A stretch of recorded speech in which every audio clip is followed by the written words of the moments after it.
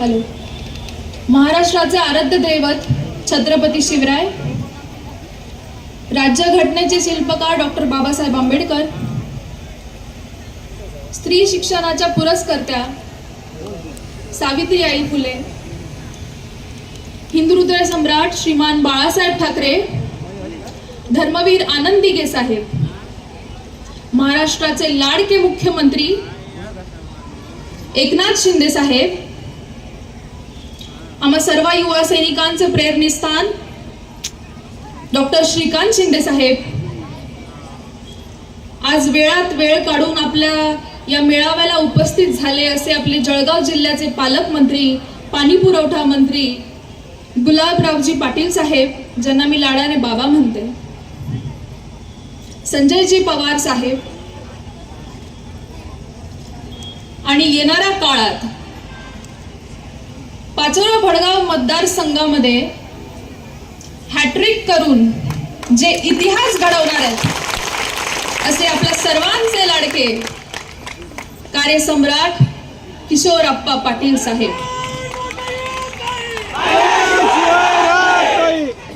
सर्वांचं नाव न घेता सन्माननीय व्यासपीठ, उपस्थित सर्व शिवसेना, युवासेना, महिला आघाडीचे पदाधिकारी, कार्यकर्ते, मायबाप जनता आणि विशेष म्हणजे मुख्यमंत्र्यांच्या, आप्पासाहेबांच्या लाडक्या बहिणी ज्या संख्येने इथे उपस्थित झाले त्यांच्यासाठी जोरदार टाळ्या झाल्या पाहिजे. आप्पासाहेबांनी काय विकास केलाय याचा लेखाजोखा इथे मांडणारे माझ्यापेक्षा प्रमुख बसलेले आहेत, ते अगदी उत्तमपणे तुम्हाला मार्गदर्शन करू शकतात. पण हा सगळा प्रवास गाठताना जो संघर्ष, जो त्रास आपण मानसिक, शारीरिक, आर्थिक झाला, तो अगदी डोळ्याने जवळून बघितलेली लेक आज तुमच्याशी बोलणार आहे. राजकारणात सक्रिय होण्याआधी आप्पा पोलीस खात्यात कार्यरत होते. पोलीस खात्यात असताना अगदी एकदम साधा सरळ नोकरी, मुलं बाळ पोरं ते आपलं जसं असतं. तात्यासाहेब त्यावेळी आमदार होते. तात्यासाहेबांचा फोन आला की खालची सगळी फळी तुला सांभाळावी लागेल, तू राजीनामा देतो की मी देऊ. आपला बाप समान काकाचा शब्द आप्पासाहेब टाळू शकले नाही. गव्हर्नमेंट नोकरीचा त्या ठिकाणी त्या क्षणाला विलंब न करता राजीनामा दिला आणि इथे तात्यासाहेबांसाठी काम करण्यासाठी सगळं सोडून या ठिकाणी ते कार्यकर्ता म्हणून काम करायला पाचोरा भडगाव मतदारसंघात आले. हाताला भगवा दोरा घातला. ही 2000 सालची गोष्ट आहे. अगदी लहान होतो आम्ही, 3-4 वर्षाची मी आणि एखादी वर्षाचा सुमित असेल.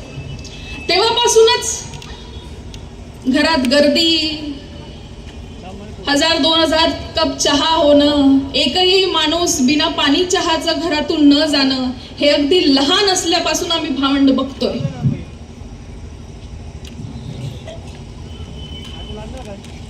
हे सगळं चालू असताना, इतकं प्रामाणिक काम करत असताना, जेव्हा इतक्या वर्षानंतर तीच वैशुताई म्हणते की खबरदार माझ्या बापाचा फोटो लावला तर, त्या काकाचा मान ठेवत आपली नोकरीचा राजीनामा देऊन इथे रक्ताचं पाणी करत काम करणारा माझा बाप, त्याला वैशुताई म्हणते खबरदार माझ्या बापाचा फोटो वापरला तर.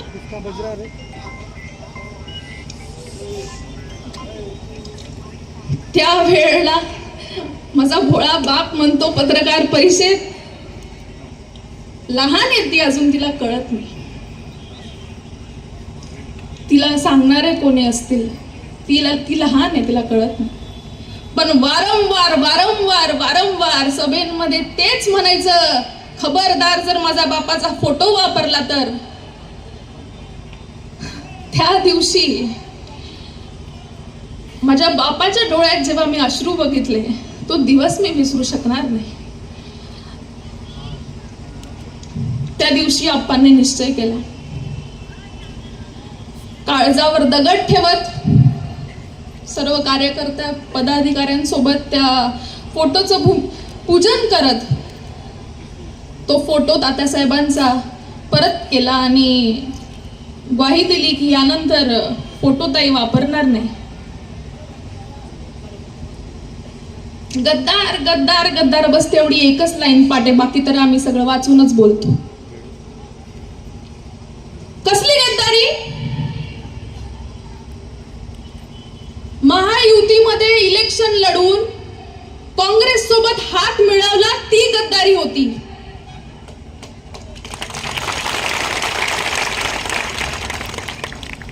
रक्ताच्या नात्याला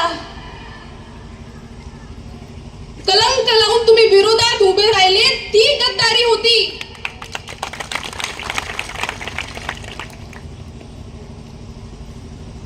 आणि आपल्या सर्वांच्या फक्त आणि फक्त विकासासाठी जो निर्णय शिंदे साहेबांनी घेतला, ती निष्ठा होती.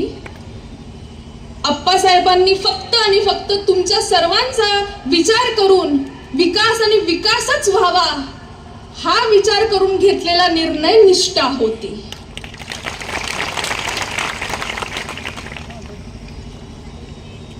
आमचा परिवार म्हणून त्याग खूप मोठा आहे. आमच्या वाटेची वेळ तुम्हा सर्वांना भेटलेली आहे.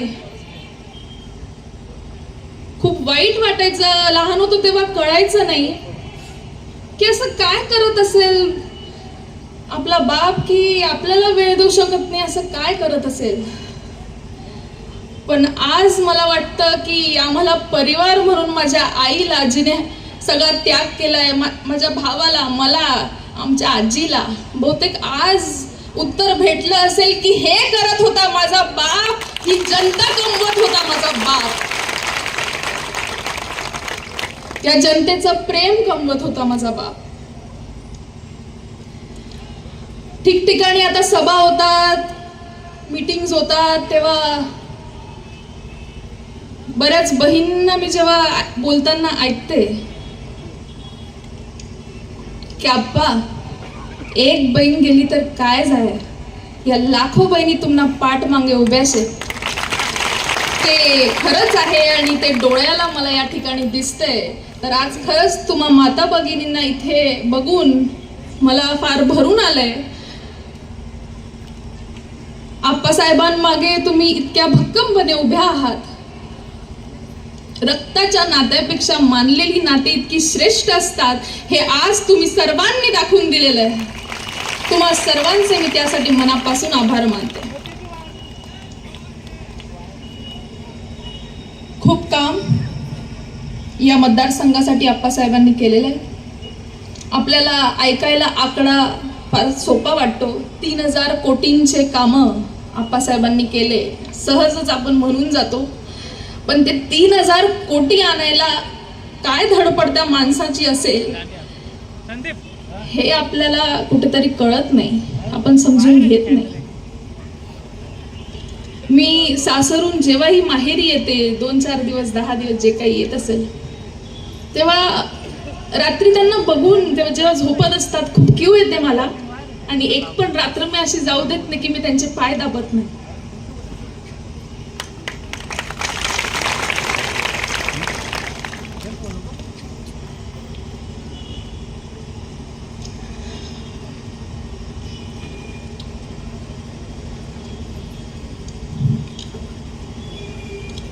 पप्पा, मला आज तुम्हाला सांगायला आवडेल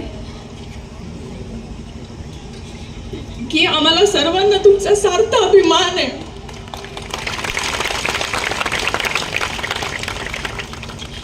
मी जास्त यापुढे बोलू शकणार नाही.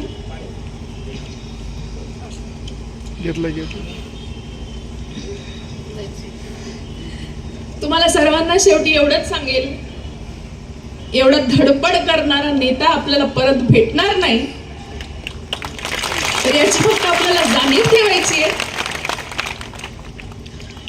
आश्वासन देणारे, तुम्हाला काहीतरी आम्ही हे करू आम्ही ते करू येणाऱ्या काळात असे सांगणारे भरपूर भेटतील, पण मी काय केलं हे तुम्हाला सर्वांना जमून या ठिकाणी लेखाजोखा देणारा आमदार या महाराष्ट्रात कुठे भेटणार नाही. तर आज तुम्हाला सर्वांना हात जोडून मी एवढीच विनंती करेल की आप्पासाहेबांनी केलेल्या कामांची 10 वर्षात या मतदारसंघाचा जो कायापालट केलाय याची आपल्याला जाणीव ठेवायची. आपल्यासाठी काय काय केलंय ते विसरायचं नाहीये, ते लक्षात ठेवून आपल्याला त्यांना आशीर्वाद रूपी येणाऱ्या काळात आपल्याला त्यांना मत द्यायचंय. तुमच्या सर्वांचा आशीर्वाद त्यांच्या पाठीमागे असू द्या अशी कळकळीची विनंती करते. ही माझी लेक म्हणून बापासाठीची लढाई आहे. त्याच्यामुळे एवढंच सांगेल शेवटी, श्रमलेल्या बापासाठी लेक नारळाचं पाणी आणि लढणाऱ्या लेकीसाठी बाप बुलंद कहाणी. तुम्हा सर्वांचे इथे जमले म्हणून आभार मानते, इथेच थांबते. धन्यवाद. जय हिंद, जय महाराष्ट्र. अतिशय भावनाशील असं वातावरण या ठिकाणी निर्माण झालेलं होतं. बाप काय असतो हे खरं तर मुलीच्या नजरेतूनच पाहायचं असतं आणि आपण ते बघितलं. आता यावेळेस ताईला बोलता येत नव्हतं. घटक पक्षाचे PRP पक्षाचे जिल्हाध्यक्ष माननीय राजूभाई मोरे उपस्थित झालेले आहेत. या ठिकाणी